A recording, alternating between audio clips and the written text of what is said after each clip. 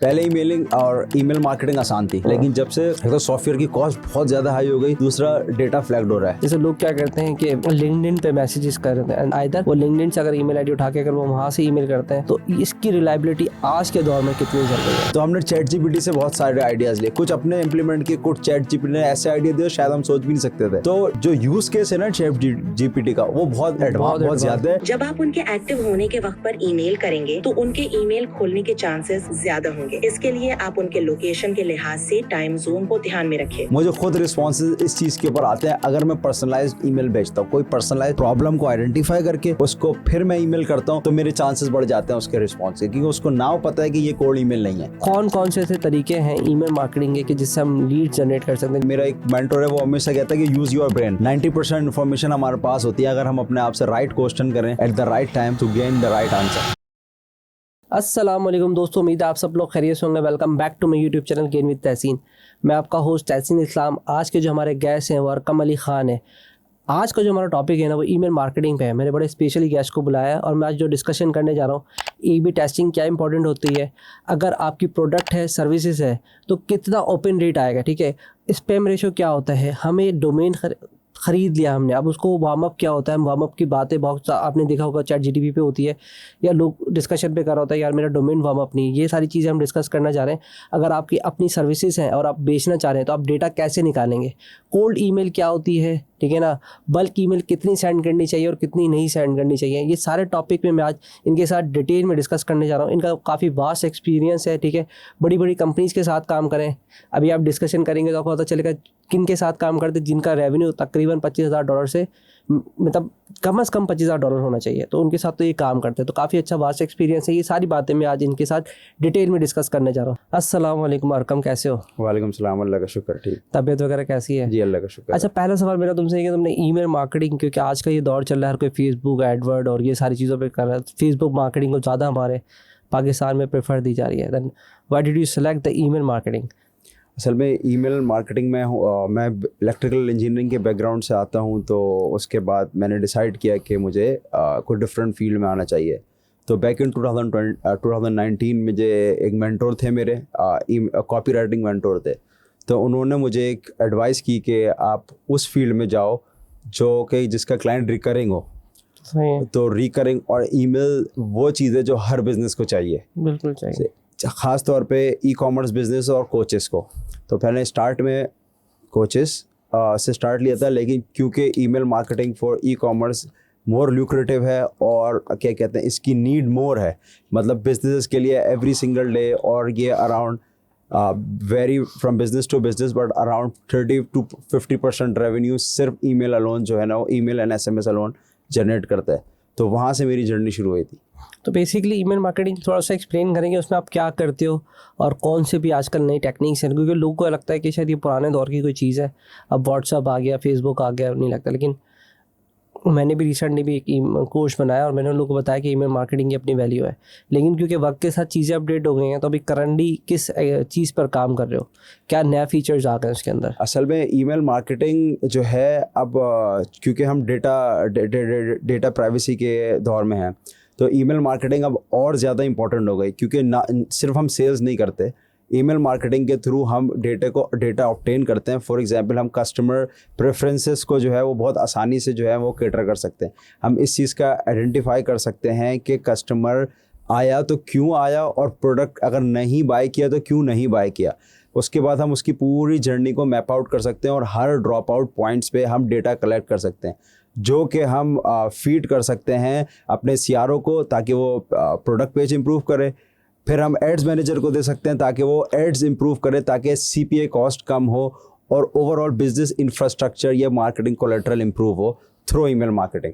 तो बेसिकली अभी लेकिन हमारे यहाँ तो जिसके पास है ही नहीं कंपनी, वो तो स्टार्ट करेगा ना स्क्रैप करके। शुरू कैसे करेगा वो? अगर ईमेल आईडी स्क्रैप करके या वेबसाइट से उठाता है तो वो एक्सेप्टेबल हो जाता? No, this is the worst possible way. So हमारा हमेशा से ये होता है कि we should always collect consent at the checkout और एट द पॉपअप। सो हमारी जो लिस्ट ग्रोथ है वो दो मोस्ट प्रेफर्ड है। एक तो है कि तीन मोस्ट प्रेफर्ड हैं। एक ऑर्गेनिक हो जाए कि आप ब्लॉग बनाते हैं, कोई कंटेंट बनाते हैं, या यूट्यूब पे कोई चैनल है या इंस्टाग्राम पे, कुछ भी थ्रू ऑर्गेनिक मीडियम जो है वो आपके वेबसाइट पे आए और साइन अप हो जाए, ये सबसे बेस्ट होता है। सेकंड मीडियम में हम पेड एड चलाएं, एड्स के थ्रू वेबसाइट पे आए, साइन अप हो जाएं। और तीसरा मीडियम है स्वीप स्टेक, जहाँ पे आप डिफरेंट ब्रांड्स के साथ एक कोलैबोरेशन में जो है वो कोई भी प्रमोशन करें, उसके थ्रू जो है वो ईमेल के थ्रू आ जाए। तो इसके अलावा कोई भी मीडियम जो है वो, एक तो उसका सबसे बड़ा डिलीवरेबिलिटी इशू आता है कि ईमेल्स लैंड ही नहीं कर पाती कि इनबॉक्स के अंदर, क्योंकि उन्होंने कॉन्सेंट ही नहीं दिया हुआ।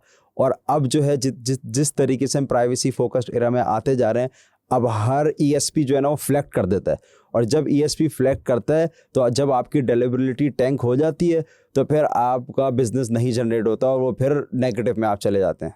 लेकिन कुछ सॉफ्टवेयर जैसे D7 करके D7 लीड जनरेशन है, और स्क्रैपर के नाम से येलो पेज स्क्रैपर है, तो वो बहुत सारी ईमेल आईडी देते हैं, और अगर हम उनको यूटिलाइज करके अगर जैसे ईमेल आईडी के थ्रू करने के सेंड कर दें तो शुरू में शायद चली जाएंगी, बाद में नहीं जाएंगे, ऐसा कुछ होगा या कर सकते हैं फिलहाल स्टार्टिंग में? असल में आपका ब्रांड बनाना है ना, जब ब्रांड बनाने होता है ना, तो जब आप इस तरीके से या स्क्रैप करके भेजेंगे आप फ्लैग्ड होंगे। हाँ वो ठीक है, लेकिन अभी मसाला ये है ना कि जिस तरीके से आप बता रहे हो, अभी तो हमारी कंपनी में वेबसाइट ही नहीं है, फिर मार्केटिंग का बजट चाहिए, लेकिन केवल अगर जुगाड़ू तरीका जो हमारे पाकिस्तानी करते हैं, तो क्या इसमें कोई है? मतलब मैं तो प्रेफर ये कहता हूँ कि अगर इस साइड से डेटा उठा के शुरू में स्टार्ट किया कि थोड़ा रेवेन्यू जनरेट हो जाए, बिकॉज अगर एड्स चलाएंगे फिर पैसा चला जाएगा। करते हैं लोग करते हैं, लेकिन ये सस्टेनेबल नहीं है। हम जो बिजनेसेस के साथ काम करते हैं एज एन ईमेल मार्केटर, हमारी तो प्रेफरेंस यही है कि आप कम से कम 25K प्लस सस्टेन कर रहे हो 6 महीने से विदाउट ईमेल्स, और अगर ईमेल्स तो विद अराउंड 50K। नहीं समझ में आई बात। मतलब अगर आपका revenue per month, overall business revenue आपका $25,000 है, तो हम आपको ये कर सकते हैं कि जब हम जंप इन कर सकते हैं और आपके लिए ईमेल मार्केटिंग कर सकते हैं। और अगर आप ऑलरेडी ईमेल मार्केटिंग कर रहे हो, ईमेल कर रहे हैं और आपका ग्रो हो रहा है 6 मंथ और मोर, आपका रेवेन्यू सस्टेन कर रहा है 50K है, तो फिर हम ईमेल मार्केटिंग को और अच्छे से कर सकते हैं और उसको तरीके से एडवांस तरीके से लेके जा सकते हैं। तो ये बेंचमार्क है। तो हम स्टार्टिंग बिजनेस के साथ काम ही नहीं करते। तो आप कहते हैं कि पहले $25,000 होने चाहिए, लेकिन यहाँ पे अब 2 सिनेरियो कॉन्फ्लिक्ट होंगे ना। एक तो ग्रोथ हो गया, उसको तो ये ग्रोथ लेवल पे आ गया, लेकिन मेरा ये स्ट्रेटजी के जो मेरा ये मानना है कि सबसे सस्ता काम ये है कि अगर आप फेसबुक मार्केटिंग में ऐड चलाते हैं, आपके पैसे चले जाते हैं, एडवर्ड पे ऐड चले गए, नॉट श्योर कि कितनी लीड्स आती हैं, हमें कुछ आइडिया नहीं होता इसमें, एंड देन आप उसके लिए ऐड नहीं चलाओगे, उसके लिए फिर अलग बंदा हायर करेंगे, और दोनों का माइंडसेट का मसला, वो कुछ और चलाता है, लीड्स किस तरह की आती है, तो आपका इन शॉर्ट पैसा ज़ाया हो जाता है अगर थोड़ा सा भी आपका कोऑर्डिनेशन का इशू है। स्टार्टिंग में जिसका बिजनेस, जैसे मेरे पास जो व्यूवर्स हैं जो बिल्कुल स्टार्टिंग में, वो कहते हैं यार अभी पैसे नहीं हैं लेकिन क्लाइंट आ जाए। जैसे लोग क्या करते हैं कि लिंक्डइन पे मैसेजेस कर रहे हैं, एंड आइदर वो लिंक्डइन से अगर ईमेल आईडी उठा के अगर वो वहाँ से ईमेल करते हैं, तो इसकी रिलायबिलिटी आज के दौर में कितनी चल रही है? मैं हम लोग काम ही उनके साथ करते हैं जो बिजनेस ऑलरेडी ग्रो कर चुके होते हैं। तो कोई ऐसी जुगाड़ होनी चाहिए ना, बेचारे उन लोगों का भी तो मसला हल होना। उनके लिए क्या जुगाड़ होगी कि वो उसके लिए तो हमारा जैसे ईमेल मार्केटर है ना, हम उनको रिकमेंड ही नहीं करते, या हम लोग करते ही नहीं है काम जिनके इतना छोटा है, क्योंकि वो सस्टेन ही नहीं कर पाएंगे। Email marketing basically recurring revenue उनके लिए होता है कि बिजनेस की ग्रोथ। तो ठीक है आप बिजनेस नहीं करें, लेकिन जब हम डिस्कशन करें तो हम उनको भी तो कोई ना कोई करेंगे। वो तो एक आपका अपना मैटर आ गया ना, पर्सनल आ गया, वो तो ठीक है, लेकिन व्यूवर्स भी तो बेचारा सुनने के लिए आया, तो कुछ ना कुछ तो उसके पास सोल्यूशन जाना चाहिए ना। अगर वो इस तरीके से डेटा स्क्रैप करता है, जैसे हमने भी शुरू में, या हमने भी काफ़ी जो है वो कोल्ड ईमेल्स किए हैं, और हमने डेटा स्क्रैप करके ही कोल्ड ईमेल्स कर रहे होते हैं, तो वो हम तो B2B सर्विस देते हैं, तो हमारे लिए तो सस्टेनेबल हो जाता है, क्योंकि B2B में एक डिफरेंट बॉल गेम होता है, उसमें रिलेशनशिप पे उनका बिजनेस पे चलता है और हम बिजनेस टू बिजनेस कर रहे होते हैं। लेकिन आप कंज्यूमर को इस तरीके से नहीं कर सकते, कंज्यूमर करना थोड़ा मुश्किल हो जाएगा, उसमें डेटा बहुत ज़्यादा होता है। डेटा बहुत ज़्यादा है, लेकिन वही बात है कि उसका भी तो कॉस्ट है। आप उसकी डेटा स्क्रैपिंग की कॉस्ट होती है, फिर एक ईमेल जो कोल्ड ईमेलर होता है जो कि आपको कोल्ड ईमेल करेगा, अब तो उसकी भी बहुत कॉस्ट है, उसकी भी कॉस्ट है। उसके अलावा अगर आपकी ईमेल्स फ्लैग्ड हो रही हैं या स्पैम हो रही हैं, आप कोई सा भी सॉफ्टवेयर यूज़ कर लें, उसकी एक तो कॉस्ट, एडिशनल कॉस्ट, जितने ज़्यादा ईमेल उतनी कॉस्ट, उसके बाद जब आप ज़्यादा आप अगर फ्लैग्ड हो गए तो वो फिर आपको ब्लैकलिस्ट कर देता है, ब्लैकलिस्ट पूरा डोमेन ही चला जाता है, डोमेन चले जाएगा, फिर आप नई डोमेन करेंगे, फिर इस तरीके। तो ये बहुत हेक्टिक प्रोसेस है, काम कर सकते हैं लेकिन ये शॉर्टकट और जुगाड़ू तरीका है, वही जैसे आपने कहा था। नहीं जुगाड़ असल में इसलिए भी ज़रूरी है, देखिए हमारे पास फंड नहीं होता। $25,000 कमाने वाला तो यहाँ भी आपको बहुत ही कम मिलेंगे। मैं खुद एक बहुत बड़ी IT के ग्रुप से हूँ, मुझे पता है कि लोगों की कितनी इनकम होती है। अब अगर आप देखेंगे कोई हमारे पास कोई 1000 कंपनी है और हमारा रेवेन्यू होता है महीने का कोई 2 मिलियन 3 मिलियन, तो इसको डिवाइड करते तो एक कंपनी भी $10,000 $20,000 से ऊपर की है नहीं, और उसमें भी कोई मैक्सिमम जंग। तो हमारे पास तो इतनी बड़ी कंपनीज ही नहीं है ना।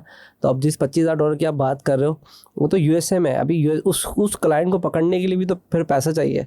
अगर हम उन क्लाइंट को भी पकड़ेंगे तो फिर पैसा लगा देंगे और फिर वो कॉम्प्लिकेशंस है। तो मैं कहता हूँ थोड़ा जुगाड़ू कर लेना चाहिए जब आपका कोई रास्ता नहीं है। ईमेल के क्लाइंट चाहिए जुगाड़ू तरीके से, ईमेल मार्केटिंग के क्लाइंट या किसी भी चीज़ के क्लाइंट हो सकते हैं, मतलब फेसबुक मार्केटिंग के हो सकते हैं, किसी भी हो सकते हैं। B2B में तो ये चलता है, B2B भी हो सकता है, जैसे हमारा एम्ब्रॉयडरी का है उसमें हो सकता है, या फिर अगर आपको ऐसी सर्विसेज दे रहे हैं कि जैसे अमेजोन वाले हैं उनको सर्विसेज दे रहे हैं, तो उस तरह से जुगाड़ कर सकते हैं, नहीं कर सकते। ये तो बिल्कुल, ये तो हो रहा है, ये तो बहुत होता है। लेकिन आपको मैं मजे की बात बताऊं, वो एक Hunter.io करके भी है शायद, दूसरा Hunter.io भी है, उसके अलावा Nove है आई थिंक, Nove.io भी है, एक आधा और सॉफ्टवेयर है जिसके थ्रू आप मेल शेक है और डिफरेंट सॉफ्टवेयर दें जिसके थ्रू आप ये कोल्ड ईमेल्स करते हैं। लेकिन मसला ये हो गया है कि पिछले 2 साल से कोल्ड ईमेल्स का रेशो बहुत कम हो गया, बहुत कम है। सही है। हमने भी शुरू में स्टार्टिंग में मैंने भी और हमारे साथ जो एजेंसी उसने भी, हमने कोल्ड ईमेल्स के थ्रू क्लाइंट लिए थे। लेकिन पिछले 1 साल से 1.25 साल से क्लाइंट नहीं आ रहा, क्योंकि एक चीज़ अब ख़ास तौर पे ईमेल मार्केटिंग के लिए, मैं स्पेसिफिकली ईमेल, मुझे बाकी दूसरी फील्ड का नहीं पता, हाँ ठीक है, तो वो चीज़ जो है वो बहुत ज़्यादा लो हो गई है। क्यों? रीज़न बीइंग कि हर कोई कोल्ड ईमेल कर रहा होता है और ऑलमोस्ट सिमिलर ऑफर, और अब सब बिजनेस समझ चुके हैं। तो उसका दूसरा जो है वो दूसरा तरीके से जो है ना, अब क्लाइंट मिलते हैं इस तरीके से। अगर इनिशियली ये एड्स के थ्रू नहीं करना होता तो फिर आपने ऑर्गेनिक तरीकों पे जाना है। तो उसके बाद जब आप एक हद तक ग्रो कर जाएं, उसके बाद आप ईमेल मार्केटिंग करें। क्या आप स्टार्ट में भी कर सकते हैं, लेकिन फिर आपको, अगर आपके पास पैसा नहीं है तो आपको टाइम इन्वेस्ट करना होगा अपने ऑर्गेनिकली ग्रो करने में। फिर आहिस्ता आहिस्ता कुछ लीड मैग्नेट दें या कुछ ऐसी ऑफर दें जो कि पेड ऑफर भी हो, लेकिन वो आप फ्री में दे सकते हैं। मतलब कोई भी आपका कोर्स हो, उसका 10% या 20% आपने फ्री में दे दिया, तो कुछ मॉड्यूल्स दे दिए और बोल दिया कि आप ऑप्ट-इन कर दें, सो हम इसके थ्रू जो है वो डिलीवर कर देंगे। आपके पास ईमेल्स आ गए, आपके पास कॉन्सेंट आ गया, अब आप उनको पिच कर सकते हैं जो भी आपको प्रोडक्ट और वो करना है। तो इस तरीके से ये बेहतरीन, आजकल के दौर में ये सबसे ईजीएस्ट सॉल्यूशन है जो कि आपका क्लाइंट गेटिंग है, जिसमें आपका बहुत पैसा नहीं लगेगा लेकिन आपका टाइम लगेगा। और टाइम तो हमारे पास बहुत है ना, टाइम का मसला नहीं है, क्योंकि जो बेचारे जिसके पास जॉब नहीं है या कुछ काम नहीं कर रहा उसके पास तो टाइम का तो मसला नहीं है, तो टाइम तो लगा सकता है, पैसे नहीं लगा सकता। असल तो पैसे का मसला है।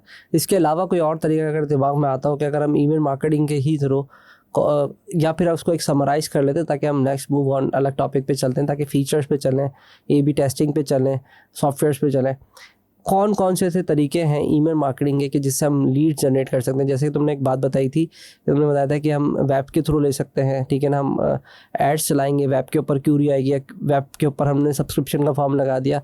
एक मैंने छोटा सा डिस्कशन कर लिया कोल्ड मार्केटिंग का, इसके अलावा कोल्ड ईमेल का, सॉरी। तो इसके अलावा और कौन से तरीके हो सकते हैं जिससे हम ईमेल्स को कलेक्ट कर सकते हैं? बहुत सारे। सबसे जो ईजीएस्ट तरीका जो आजकल मार्केट में इन है और बहुत ज़्यादा पजीराई जिसको मिल रही है, अब लोग क्या कर रहे हैं, बिजनेस क्या कर रहे हैं, वो अपना जो इंसाइट्स है ना, जैसे कि फॉर एग्जांपल मैं एक बिजनेस की इंसाइट ये हो गई कि वो कौन से, वो एक $20 मिलियन कंपनी हो गई फॉर एग्जांपल, उसने कौन से टूल्स किए हैं जो है यूज़ करते हैं वो 20 मिलियन तक पहुंचने के, या किन किन टूल्स ने उनको इनिशियल, या ये हो गई डिफरेंट बिजनेसेस के लिए। अब आप छोटे बिजनेस पे आ जाएं जो बहुत छोटा रेवेन्यू, लेकिन उन्होंने भी अपनी इंसाइट्स दे दी कि ये इंसाइट्स हैं, ये स्टेप हैं, ये तरीका, ये प्रोसेस है। कुछ भी चीज़ जो कंज्यूमर को फ़ायदा दे रही है वो उसको ये ऑफ़र कर सकते हैं एज, अब हम इसको कहते हैं कि एज अ ल्यूक्रेटिव ऑफ़र, या सिंपल सी एज अ बेट। हम बेट देते हैं कोई भी चीज़ और कहते हैं कि just to get this you have to give us your email address. तो वहाँ पे उनका ईमेल एड्रेस आ जाता है। फिर ये उसके ऊपर डिपेंड करता है उसकी अंदर मार्केटिंग की कितनी सलाहियत है, एबिलिटी है कि वो उसको सेल करे अपनी प्रीमियम सर्विसेज पे या अपने कोर्स पे या किसी भी चीज़ पे। तो ये सबसे बेस्ट तरीका है। दूसरा तरीका ऑब्वियसली सबको पता है कि पैसा है तो एड्स पे डालें, एड्स पे पैसा डालेंगे, वहाँ से वो एड्स आएगा या कोई चीज़ आप एड्स पे ऑफर कर दें, वहाँ से डायरेक्ट सब्सक्रिप्शन भी दे सकते हैं कि $1 $2 या फ्री सब्सक्रिप्शन भी एड्स के थ्रू कि आप आएँ ईमेल पे, उनको फिर ईमेल जाना शुरू हो जाएंगी। ईमेल को ऑटोमेट भी कर सकते हैं, वो हर तरीके से आप डिफरेंट तरीके से कर सकते हैं। तीसरा एक अच्छा और तरीका ये हो सकता है कि आप ऑर्गेनिक कंटेंट बनाएं, जैसे कि एसईओ के थ्रू। अब एसईओ के थ्रू बंदे ने कंटेंट रीड किया या ओवर गो थ्रू कर दिया, जब कंटेंट रीड कर दिया उसको वैल्यू मिल गई, उसने बोला कि आपको और वैल्यू चाहिए या इसके डिफरेंट स्टेट पे जाना है या कोई भी XYZ एंगल, किसी भी एंगल के थ्रू आपने अपना साइन अप फॉर्म या ईमेल लिस्ट आपने इसको सेल कर दिया, वो ईमेल में ऑप्ट इन करेगा या कोई छोटा सा शॉर्ट कोर्स दे दिया तो ही जो है वो आपको ईमेल, तो आप ये तीसरे तरीके बहुत है, और भी बहुत तरीके आपने प्रोडक्ट पेजेस के थ्रू कर लिया। एक और दिमाग में बात आ रही है, चाय लें ताकि ठंडी ना हो जाए आपकी चाय, वो रखी है। एक और बात ये आ रही है दिमाग के अंदर, वो जो एक पुराना कॉन्सेप्ट था, नॉट श्योर कि अभी चल रहा नहीं, जो बल्क में ईमेल आईडी मिल जाती थी, तो उसका क्या आपका इनपुट है कि वो कहते हैं 3,000 रुपये या 3,000, पता है अब आजकल मिलती नहीं मिलती, मुझे पहले मुझे लगता था कि शायद मिलती है, अभी भी इस तरह के अगर वो ईमेल आईडी का डेटा लें तो उसके ऊपर आपका क्या फीडबैक है? मतलब आपको क्या लगता है कि सही है गलत है? पहले ईमेलिंग और ईमेल मार्केटिंग आसान थी, लेकिन जब से एक तो सॉफ्टवेयर की कॉस्ट बहुत ज़्यादा हाई हो गई, दूसरा डेटा फ्लैग्ड हो रहा है। आप मिल तो जाएगी अभी भी, बल्कि कुछ सॉफ्टवेयर हैं जो कि $9 और $15 में, मुझे तो नहीं पता क्योंकि मैंने ये बहुत पहले छोड़ चुका हूँ ये काम करके ना, तो $15 रास्ता स्टार्ट पहली सीढ़ी वही है, थोड़ा बहुत जुगाड़ करनी पड़ती है ना। थोड़ा बहुत जुगाड़ क्या, यही किया कि मैंने बिजनेस का डेटा स्क्रैप किया, 100 बिजनेस, 200 बिजनेस, 500 बिजनेस, लेकिन मेरे पास खुद पैसा नहीं था तो मैं उनको सॉफ्टवेयर के थ्रू ईमेल नहीं भेज सकता, मैनुअली भेजेंगे, तो मैंने 20-20 ईमेल, 30-30 ईमेल डेली भेजी। फिर उनको मैं भी ये रिकमेंड करता हूँ कि यही तरीका सही है, ये इनिशियली ये, और दूसरा आप अपना कंटेंट बनाएं। कंटेंट भी जो है वो ज़बरदस्त तरीका है जिस पे आप थ्रू क्लाइंट ले सके, तो कंटेंट रैंक करने में भी तो टाइम लग जाता है। ज़रूरी नहीं है कि आप एसईओ के थ्रू जाएं, आप ऑर्गेनिक पोस्ट, आप LinkedIn is the best platform जहाँ पे you will find every single और at least most professionals you will find that there, or most businesses are there, the decision maker of businesses. So आप वहाँ पे जा सकते हैं, आप वहाँ पे जो है अप्रोच करें, कंटेंट बनाएं, उनको अप्रोच करें, थोड़े से दिमाग लगाएं। और ऑलवेज मेरा एक मेंटर है वो हमेशा कहता है कि यूज़ योर ब्रेन। 90% इन्फॉर्मेशन हमारे पास होती है, अगर हम अपने आप से राइट क्वेश्चन करें at the right time to gain the right answer, तो वो हमें मिल जाता है। तो ये बहुत ज़बरदस्त अप्रोचेज़ हैं, लेकिन वो उसको रिकमेंड नहीं करते कि वो जो भी लोग बल्क में पहले डेटा इंडस्ट्री का ले लिया करते थे और फिर उसको, लेकिन अगर उसको सेंड करने के लिए इतने पैसे चाहिए, शायद ईमेल आईडी तो आपको मिल जाएंगी 3,000 रुपये में या 5,000 रुपये में, या डॉलर्स में बात करें तो $50 में मिल जाएगा, लेकिन जब आप उसको सेंड करने लगोगे उसके लिए बहुत बड़ी रकम है। क्योंकि आई थिंक एक और मसला है, हाँ, वो बहुत इंपॉर्टेंट मसला ये है कि आपको वो जो सेंड से पहले का प्रोसेस है ना, डोमेन वार्म अप, डोमेन लेना, उसको वार्म अप कराना, फिर कितने सेंड करना, कितने नहीं सेंड करना, फिर उसकी प्रॉपर पूरी स्ट्रेटजी बनाना, क्योंकि ये आसान नहीं है ना। अब ये चीज़ क्योंकि इतनी लोग रिसीव कर रहे हैं कोल्ड ईमेल, क्योंकि कोल्ड ईमेल मास में हो गई, अब हर कोई कर रहा है तो लोग रिसीव भी बहुत कर रहे हैं। एक इंडस्ट्री के हिसाब से एक बंदा 70 जो प्रोफेशनल है 60 से 70 कोल्ड ईमेल जो है वो रिसीव कर रहा होता है एक दिन में, 60 से 70 या अराउंड इस तरीके से, मुझे कंफर्म नहीं है डेटा, लेकिन अराउंड इस तरीके से। तो वो इतनी जब ईमेल्स रिसीव करेगा तो कौन सी ईमेल्स खोलेगा, और कौन सी ईमेल्स खोलेगा तो कौन सी ऑफर देखेगा, उसके पास तो रोज़ ऑफर आ रही हैं। फिर यहाँ पे कमोडिटी हो जाती है, आपकी सर्विस नहीं कमोडिटी हो जाती है, जहाँ पे वो आपको प्राइस के ऊपर शॉप करेगा, आपकी वैल्यू पे शॉप नहीं करे। तो बहुत सारे डीमेरिट हो गए उस चीज़ के ना कोल्ड ईमेल मास में। लेकिन वेयर एज दूसरा मीडियम जैसे कि हमने डिस्कस किया कि हम कंटेंट के थ्रू जाएंगे, या आप पर्सनलाइज ईमेल्स भेज सकते हैं, लेकिन वो बहुत पर्सनलाइज्ड हो, उसमें टाइम कंज्यूमिंग टाइम है, तो पर्सनलाइज कंटेंट करें या एक्स्ट्रा स्टेप लें। आप ये सोचेंगे दूसरा ये नहीं डिलीवर कर सकता है, दूसरा ये बात नहीं कह सकता, या ये ऑफ़र नहीं कर सकता, या बिल्कुल ओवर द टॉप जाके इतनी डिटेल कोई भी नहीं कर सकता, वो वही कर सकता है जिसने रिसर्च किया उस पर्टिकुलर ब्रांड, उस पर्टिकुलर बंदे पे। तो आज ये रिकमेंडेड, अगर आपको किसी को कोल्ड ईमेल करनी है तो आप बहुत वाइसली एक बंदे को एक वक्त में ईमेल करें, और उसको बहुत डिटेल, या उसकी कोई ऐसी चीज़ जो कि कोई भी जो है ना एक मास ईमेलर नहीं कर सकता, मतलब कि कोई उसकी पर्सनल से मुराद घर ये नहीं, प्रोफेशनल इन्फॉर्मेशन, कोई भी जैसे उसने कोई कंपनी में नई ज्वाइन किया, उसकी पोस्ट उसने कुछ लगाया, कुछ भी anything that is related to his work, आप और हर वर्क आप उसको सेंड कर सकते हैं।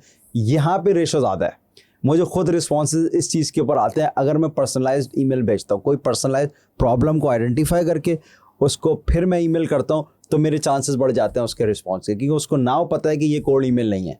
सही है। ये अब तरीका है। इसमें एक वर्ड यूज किया आपने वार्म अप का, जी। तो what does that mean warm up, क्या चीज़ है? आप कह रहे थे कि वार्म अप करना पड़ता है। आपको डोमेन वार्म अप करनी पड़ती है। आपने उसको DKIM वो जो आप इसको टेक्निकल समझाएं, सेटअप पूरा डिटेल में बताएं, क्योंकि शायद मेरे लिए भी नया है। वार्म अप मुझे इतना तो पता है कि वो थोड़ा आहिस्ता आहिस्ता करके भेजना चाहिए, पर असल में हर चीज़ डिलीवरेबिलिटी है। अब जो जीमेल, हॉटमेल, याहू और चौथा है आपका आउटलुक, मतलब हॉटमेल आउटलुक एक ही है, लेकिन ये ऑलमोस्ट ये 3-4 चीज़ें जो डोमेन सर्विस प्रोवाइडर्स हैं ये बहुत स्ट्रिक्ट हो गए हैं। ये आसानी से ईमेल्स थ्रू नहीं होने देते। ये या तो प्रमोशन में भेज देंगे या बिल्कुल स्पैम में भेज देंगे, और एक दफ़ा आप स्पैम में चले गए, आप गए।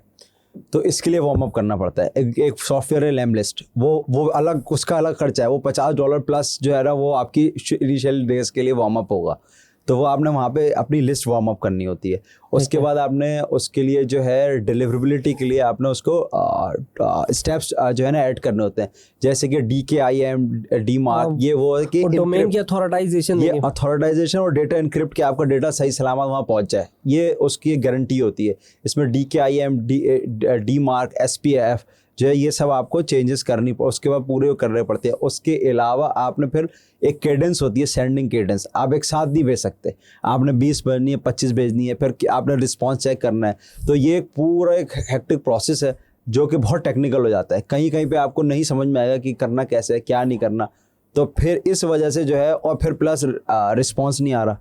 रिस्पॉन्स भी तो नहीं आ रहा ना, अब रिस्पॉन्स भी इतना कम हो गया। आप बहुत पैसा लगा रहे हैं, या अगर आप इतना ही पैसे लगा रहे हैं तो फिर आप दूसरे मीडियम से कर लें। तो इस वजह से अभी आप लिंक्डइन पे भी देखें तो लोग भरे पड़े हैं कि ईमेल मार्केटिंग इज डेड।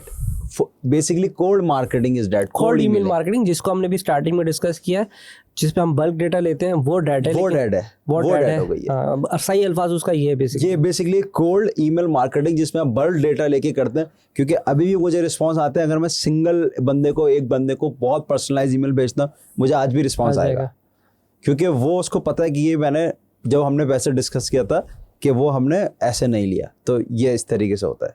और बस ये कि कोल्ड ईमेल पे थोड़ा सा एक है, थोड़ा रिस्ट्रिक्शंस बहुत ज़्यादा है आज के दौर में। और लेकिन वार्म अप करने के बहुत सारे क्या स्पेशलिस्ट के सॉफ्टवेयर लेने पड़ते हैं, या जैसे बल्क सॉफ्टवेयर लिया, जैसे मैं अभी तो करंटली ज़ोहो यूज़ कर रहे हैं, कुछ लोग मेलचैम्प यूज़ कर रहे हैं, कोई कांस्टेंट कंटेंट यूज़ कर रहा है, आई थिंक SendGrid है। ये सारे सही हैं, बट आई लव के मुझे आसान जो लगा है वो ज़ोहो लगा है। मेलचैम्प पे बहुत ज़्यादा रिस्ट्रिक्शन है, वो बहुत तंग करता है। तो अभी आप करंटली कौन सा सॉफ्टवेयर यूज़ कर रहे हो, और या रिकमेंड करते हो कि इस वक्त करंटली ईमेल मार्केटिंग के लिए बेस्ट रहेगा? मैं अभी यूज़ कर रहा हूँ, और मैं हर क्लाइंट को उस पर शिफ्ट कर लेता हूँ अगर वो नहीं होता, या मैं यूज़ करता हूँ Klaviyo, email marketing for e-commerce. This is the, because Klaviyo is not just an email marketing software, it's a data engine. It gives you so much data. आपको इतना डेटा देता है ये कि अभी जैसे कि हमने किया कि Klaviyo के अंदर रहते हुए हम प्रॉपर कस्टमर जर्नी को मैप आउट कर सकते हैं। हम उनके ड्रॉप आउट्स पॉइंट के ऊपर, जो ड्रॉप आउट्स पॉइंट है, जैसे कि चर्न हो गया कि कस्टमर 6 महीने, हमें पता चल गया कि रिप्लेनिशमेंट 3 महीने का पीरियड है, 2 महीना पीरियड है, और मतलब थोड़े से ये माउथफुल वर्ड्स हैं, लेकिन मतलब रिप्लेनिशमेंट मतलब कि वापस वो प्रोडक्ट उनको ख़रीदना चाहिए, और लेकिन वो टाइम पीरियड गुजर गया और नहीं ख़रीदा। तो हम Klaviyo के थ्रू आइडेंटिफाई कर सकते हैं और उनको उस टच पॉइंट पे उनको एक कम्युनिकेशन कर सकते हैं कि क्या रीज़न है कि आपने बाय नहीं किया। इससे क्या होगा, या तो अपनी मार्केटिंग, अपना प्रॉमिस प्रॉपर हम जो है ना ओवरऑल मार्केटिंग सपोर्ट कर रहा है, या ओवरऑल बिजनेस को सपोर्ट कर रहा है एक एंगल बनाने में। बेसिकली बिजनेस एक आइडिया होता है, उसका एक एंगल होता है, उसका एक तरीका होता है सेल करने का। जब इस तरीके से Klaviyo अलाउ करता है इंप्रूव करने के लिए। मैंने मेलचैम्प भी यूज़ किया है, मैंने कांस्टेंट कांटेक्ट भी यूज़ किया है, मैंने क्या कहते हैं SendGrid भी है, SendGrid मैंने यूज़ किया है, SendGrid यूज़ किया है मैंने। अब ग्रिल नहीं पता मुझे, भी है, ग्रिड भी है, Send के नाम से 3-4 चलते हैं। लेकिन ये सब मुझे कोई वो मज़ा ही नहीं। मज़ा क्या इनकी ये, अच्छा अब मैं Yotpo भी यूज़ किया, अभी एक क्लाइंट के लिए मैंने Yotpo भी यूज़ किया।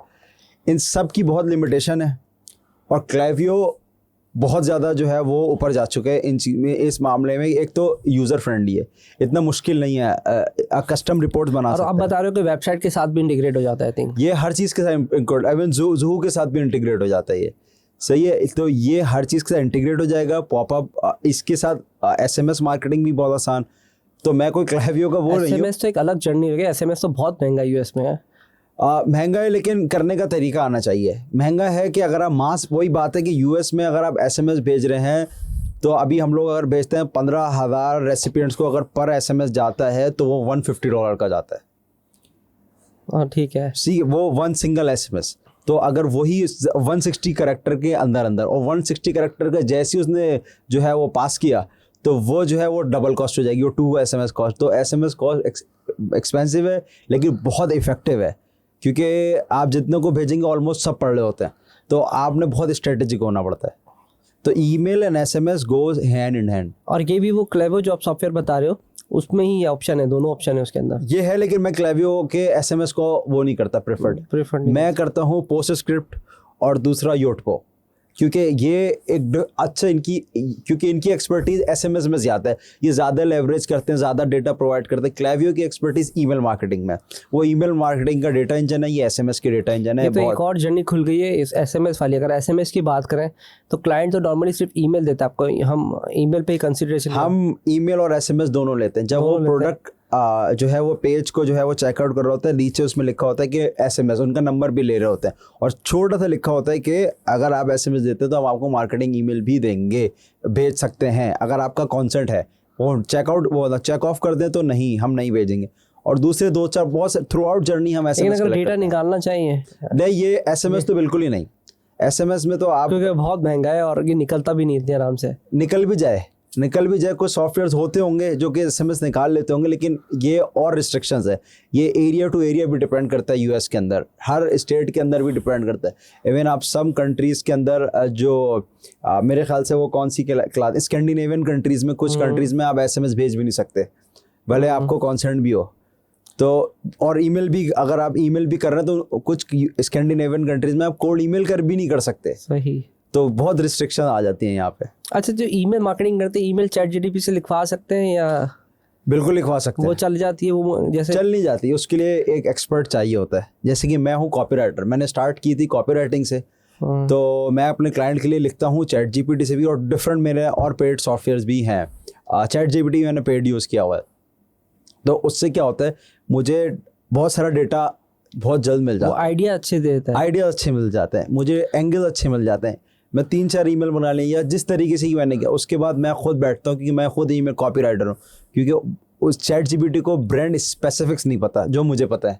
ChatGPT को कुछ चीज़ें जो नहीं पता, जो स्पेशली क्या चीज़ है जो कम्युनिकेट करनी चाहिए इस पर्टिकुलर ऑडियंस से, वो मुझे पता होती है। तो काम आसान कर दिया। जैसे कि अगर 3 कॉपीराइटर चाहिए तो शायद एक ही कॉपीराइटर चाहिए होगा, लेकिन ह्यूमन जो है ना, मुझे ज़्यादा आसान इसलिए भी लगा, मैं आज सुबह ही कर रहा था। व्हाट डिड आई ट्राई कि जो इसके आगे की बात है, जब हमने ईमेल आईडी बना दी, सर्विसेज ऑफर कर रही, तो मैंने आज उसका ट्राई किया। मैंने कहा ये कस्टमर है जिसको मैं एम्ब्रॉयडरी की सर्विसेज देता हूँ, and then do let me know what I can offer for the upsell and the cross sell. मैंने उसको एक कीवर्ड दिया, in the relevant area of the embroidery digitising. मैंने उस पर एक क्यूरी डाली बस। अब पॉइंट मैंने समझ गया, मैंने आपको विजिट कराया था, एम्ब्रॉयडरी डिजिटाइजिंग है, and then I want to upsell in the cross sell and upsell in the particular area. और उसने वो ईमेल लिख के दे दिया, और आज मैंने फ़ौरन ड्राफ्ट करके सर उसने क्या करा कि जो, अच्छा उसमें आपको पता होगा सॉफ्टवेयर में, जैसे अगर जिन्होंने ईमेल्स खोल दी उनका अलग होता है। जैसे मैंने उनको थैंक यू किया था, जैसे मंथ के अंदर जिन्होंने बिजनेस किया, कुछ ने खोल ली और कुछ ने नहीं खोली। अब जिन्होंने खोल ली ईमेल्स, तो मैंने उनको बोला अप क्रॉस सेल मारते हैं इन दोनों को। तो उसने मुझे पूरा एक डेटा बना के दे दिया कि आप उनको एक्स्ट्रा फाइल फॉर्मेट कर दें और उसको मल्टीपल साइजेस का ऑप्शन दे दें और डिस्काउंटेड ऑफर कर दें। एंड देन मैंने कहा यार ये एक अच्छा आइडिया दिया इसने, तो ChatGPT से। लेकिन अगर आप यूटिलाइज़ करें तो बड़े अच्छे कॉन्सेप्ट और आइडिया देते हैं, जिसमें आप क्रॉस सेल कर सकते हैं, अप सेल कर सकते हैं, इन टर्म्स आप ईमेल भी लिख सकते हैं। और दूसरा मुझे बेनिफिट उसका एक ChatGPT का ये लगा, अब हर जैसे पहले मैं 50,000 या लाख को एक ही जैसी ईमेल करते थे, हम सबको मारा, सबको सिलेक्ट, एंड देन आप उसको बोलो अनदर वर्जन, तो आपको, क्योंकि पहले सोचना होता था कि यार आप क्या लिखें, वो आपको कोई 20-25, मैंने तो भी, मुझे जो अभी आज जो मैंने जिमनाई ले लिया वो अभी उसमें आया है सिर्फ हमारे पास ना, जो G Suite यूज़ करते हैं वो उससे अच्छी लिख रहा है, वो तो क्लास की लिखता है यार। अब जो ChatGPT पेड वर्जन है ना, दोनों पेड है मेरे पास, तो फ्री नहीं है, तो उसमें भी ऑप्शन आ गया है। अब जो है बहुत आसान हो गया। जैसे आपने ये कहा ना, हम ईमेल मार्केटिंग, हम अपनी पूरी रिसर्च करते हैं। जैसे मैं मैनुअल रिसर्च भी करता हूँ, फिर मैं ChatGPT रिसर्च करता हूँ। अब इतना एडवांस हो गया, बेसिकली वही बात है ना कि एक एक्सपर्ट ही यूज़ कर सकता है इसको भी ना। लेकिन अगर पीछे एक्सपीरियंस नहीं है तो आप नहीं यूज़ कर सकते। पीछे एक्सपीरियंस नहीं है तो मुश्किल है। मुझे पता है, जैसे कि मुझे पता है कि मैंने रिसर्च कर ली, अब उस रिसर्च को ना सिस्टमाइज करना है और उसको जो है ना स्ट्रीमलाइन करना है, वो एक हेक्टिक प्रोसेस है। फिर वापस गो थ्रू करूँगा एक एक चीज़ को। मैंने अपलोड कर ली ChatGPT पे, बोलूँगा इसको स्ट्रीमलाइन कर दो, इसको it takes 10 seconds at max, बस वो धड़ हो गया। सही, आपने जो आइडिएशन की है जिसको हम कहते हैं, आपने कहा क्रॉस सेल अप सेल, ये तो बहुत इजी हो गया। फिर हम और भी डिफरेंट बिजनेस के जो है ना डिफरेंट रूट्स में जा सकते हैं कि हमारा पास बिजनेस का, जैसे कि फॉर एग्जांपल मेरे पास एक ब्रांड है, उसके जो 1x कस्टमर जो फर्स्ट टाइम बायर्स थे वो 72,000 थे, ठीक है, और जो सेकंड प्लेस ऑर्डर कर रहे हैं ना, जो फर्स्ट से सेकंड कन्वर्जन है वो जस्ट 22,000 थे, मतलब 50,000 लैप्स कस्टमर है। सही है, जो कि दूसरी दफ़ा बाय नहीं कर रहे। तो ChatGPT से हमने पूछा, ये हमने आइडिएशन की, हमने खुद ब्रेनस्टॉर्म किया, फिर ChatGPT को बोला कि इनको हमने क्या देना है। जो हमने विद इन 2 मंथ जो है ना वो 600 और 700 पीपल को रिटेन कर लिया। 600 to 700 बहुत है, क्योंकि उसका टिकट साइज $200 प्लस था, जो आइटम था उसका एवरेज ऑर्डर वैल्यू $200 प्लस था। तो हमने ChatGPT से बहुत सारे आइडियाज़ लिए, कुछ अपने इम्प्लीमेंट किए, कुछ ChatGPT ने ऐसे आइडिया दिए शायद हम सोच भी नहीं सकते थे। सही। तो जो यूज़ केस है ना ChatGPT का, वो बहुत एडवांस, बहुत ज़्यादा है, लेकिन उसके लिए आपको ये नॉलेज होनी चाहिए, इंसाइट होनी चाहिए। ये मुझे पता था, ये हमें पता था ये इंसाइट क्या है कि ये चर्न आ रहा है, तो चर्न की एक, तो फिर हमने सर्वेज जो है वो भी अच्छा, हमने मज़े की बात ये कि सर्वेज भी बहुत ज़्यादा ChatGPT के थ्रू की है। हमने ChatGPT से बोला इनसे क्या सर्वे लेना चाहिए, ये क्या क्वेश्चन है, क्या इनकी ऐसी क्या साइकी होनी चाहिए। फिर हमें भी ब्रांड का पता था क्या, फिर हमने अपना इनपुट दिया उनके सर्वेज में, कुछ अपने क्वेश्चन डाले, कुछ उनके, और मिला के जो है वो बेहतरीन जो है वो ईमेल्स गए, जिसका ज़बरदस्त रिस्पांस आया और जिसके ज़बरदस्त सेल्स हुई। तो अच्छा, कभी इस तरह का भी होता है कभी कभार कि हम जब बल्क ईमेल करते हैं, तो what do you exactly suggest, कि हमें क्या 2 अलग अलग सॉफ्टवेयर रखने चाहिए, क्योंकि इनकी पॉलिसीज़ भी होती हैं कुछ, जैसे अगर हम एक ज़ोहोर है तो मैं भी इस पर कोई थॉट प्रोसेस चला रहा था ChatGPT से और मैं कर नहीं पाया, तो लेकिन इसकी कॉस्ट का मसला आता है। तो आप अपने क्लाइंट के साथ कैसे डील करते हैं? मिसाल के तौर पे एक ज़ोहो है, उसकी एक अलग मैकेनिज्म है ना, क्योंकि उस कंपनी का भी एक सिस्टम है कि वो बल्क भेज रहा है, तो हो सकता है स्पैम जा रहा हो, क्योंकि ज़ोहो इटसेल्फ स्पैमिंग पे चला गया हो, कंपनी भी तो जा सकती है। और हम ज़ोहो ले लिया और दूसरा ले लिया आपने क्लेवो ले लिया, हम 2, तो साइमल्टेनियसली 2 हमें डाइवर्सिफाइड करके चलाना चाहिए, या एक ठीक है बस एक ही के साथ चलें इसका, या सॉफ्टवेयर बेसिस की वजह से आपका डोमेन पे कोई फ़र्क नहीं पड़ता है? हम जो है ना हम ये करते नहीं है बल्क सेंड का। अच्छा, बल्क सेंड हम जो क्लाइंट है ना उसके कस्टमर्स होते हैं या उसके प्रोस्पेक्ट्स होते हैं जो कि प्रॉपर मीडियम के थ्रू आए होते हैं। ये मेरी नंबर 1 जो मैं क्लाइंट इनटेक कर रहे होते हैं, या मैं एजेंसी के थ्रू भी हम लोग जो इनटेक कर रहे होते हैं, हमारा नंबर 1 क्वेश्चन क्या होता है कि हाउ डिड यू गेट या गेट सब्सक्राइबर्स। सही है। अगर वो कहते हैं कि बल्क, हम कहते हैं हम नहीं करेंगे काम, क्योंकि हमें पता है कि फिर ये बोलेगा कि मेरे पास 25,000 लोग हैं, 50,000 लोग हैं, लेकिन वो 50,000 अकाउंटेंट नहीं है, वो आपके ब्रांड को नहीं जानते, वो हम ईमेल भेजेंगे वो स्पैम में भेजेगा, और स्पैम से निकालना और प्राइमरी इनबॉक्स में ले जाने का एक बहुत बड़ा प्रोसीजर है। बहुत ज़्यादा मेहनत है। पहले उसकी वार्म अप कह रहे हो, फिर आप उसमें से जो एक्टिव नहीं है फिर डीएक्टिवेट करेंगे, फिर उसमें से वो स्पैम डिलीवरी, फिर उसके अंदर जो आपकी सर्विसेज में इंटरेस्टेड नहीं है फिर वो निकलेंगे, फिर वो रिप्लाई बैक कर रहे होते हैं कि भाई मुझे सब, एंड देन जाके फिर वो निकलता है। ये तो मुझे आइडिया है इस बात का, और बहुत ज़्यादा हार्ड वर्क है। तो फिर यही बात है कि हम लोग वो करते ही नहीं है, मतलब जो बल्क सेंडिंग वाला काम है ही नहीं। इवन जो हम जिन लोगों को सेंड करते हैं ना, हमारी कोशिश ये होती है हमारी बेस्ट प्रैक्टिसेस को हम फॉलो करें थ्रू आउट। जो कैन स्पैम जो प्रैक्टिसेस हैं ये डिफरेंट, हम कोशिश करते हैं जितने जो है वो इंगेज सब्सक्राइबर्स को हम इंगेज कर सकें, जितने जो हमारे बायर्स हैं उनको इंगेज कर सकें। जो अनइंगेज है उनके लिए डिफरेंट ईमेल्स होती हैं, उनके लिए डिफरेंट प्रोसेस होता है, उनके लिए डिफरेंट SMS का प्रोसेस होता है। तो कोशिश होती है कि कस्टमर को वहाँ मीट करें जहाँ पे वो हैं अपनी जर्नी में। सो ये बॉटम लाइन ये है कि ईमेल मार्केटिंग का जो मेन एस्पेक्ट है वो ये है कि कस्टमर को वहाँ मीट करें जहाँ वो हैं। नंबर 2 कि ब्रांड उसके बिजनेस की ग्रोथ में हम जो है बहुत बड़ा किरदार अदा करें। कि अगर फर्स्ट टाइम बायर जो होता है, बेसिकली जब आपका फर्स्ट टाइम प्रोडक्ट सेल होता है तो उसकी जो प्रॉफिट मार्जिन होते हैं वो लो होते हैं, क्योंकि आपने CPA भी चलाया, आपने एड्स भी चलाए हुए हैं, फिर आपका मार्केटिंग बजट है, ये है, सब कुछ है। वो कस्टमर को लाने में आपका बड़ा पैसा लग जाता है, और कभी कभी नेगेटिव कुछ ब्रांड्स जो है वो नेगेटिव में भी चले जाते हैं। वो जिनकी अगर प्राइस $9 या $12 के आसपास है वो 100% नेगेटिव में जाते हैं। वो नेगेटिव में जाते हैं, वो 100% नेगेटिव में जाते हैं। उसका फिर इसका हल क्या होता है कि वो फिर रिलाई कर रहे होते हैं कि सेकंड परचेज पे, कि दूसरी दफ़ा अगर कस्टमर आएगा तो कुछ प्रॉफिट आएगा।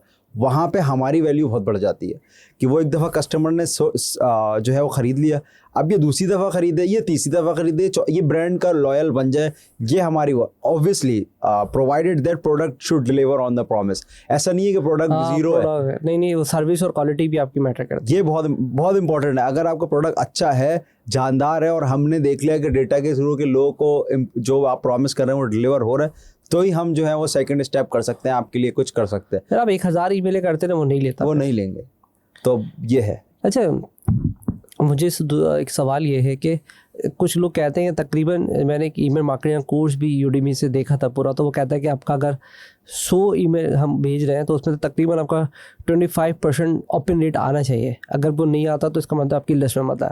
तो आप इसके बारे में क्या कहते हो? बिल्कुल, हम ऐसे यही रिकमेंडेड है कि आपको 25% प्लस 25% प्लस आना चाहिए, लेकिन मेरा और हम लोग का ये क्राइटेरिया होता है कि 50% प्लस आना चाहिए, क्योंकि 20-25% में ना आप हमेशा एक बॉटम लाइन पे कोई आपकी ईमेल या 2-4 ईमेल जो है आपकी बैड परफॉर्म की, स्पैम में क्लाइंट ने भेज दिया, तो आप बिल्कुल नीचे आ गए। और एक दफ़ा जीमेल, या ये सबसे इंपॉर्टेंट जीमेल और हॉटमेल है, ये एक दफ़ा आपको स्पैम में भेज देते हैं ना, फिर इनको निकालने में पूरा प्रोसेस लगता है, शायद महीने भी लग जाए।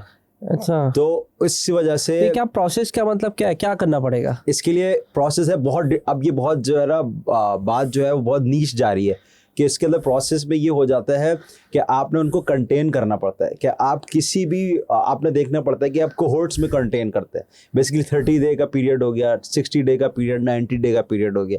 आपने उस पीरियड के देखना है कि इन पीरियड्स के अंदर भी कितने ओपन रेट आ रहा है। अगर हम इनको भेजते हैं, इसमें भी लो आ रहा है, और 15 डे पीरियड में सिर्फ हम एक गेस्ट को भेजेंगे कि जिन्होंने पिछले 15 दिन में कोई हरकत की हो ब्रांड के साथ, सिर्फ हम उन्हीं को भेजेंगे। फिर आहिस्ता आहिस्ता हम उसकी जो है वो केडेंस बढ़ाते हैं। फिर हम 50, अगर हमने देखा कि 15 डेज पे अच्छा रिस्पॉन्स आ रहा है, हमने 1 हफ्ते भेजी, 2 हफ्ते भेजी, जैसे भी वो वेरी करते हैं, बहुत सारे वेरिएबल्स हैं इसके। फिर 30 डे, फिर 60 डे, फिर 90 डे, फिर हो सकता है कि फिर जाके जो है ना वो हमारी जो कैचअप कर जाए मेन जो हम जो एंगेज ऑडियंस को भेजते हैं।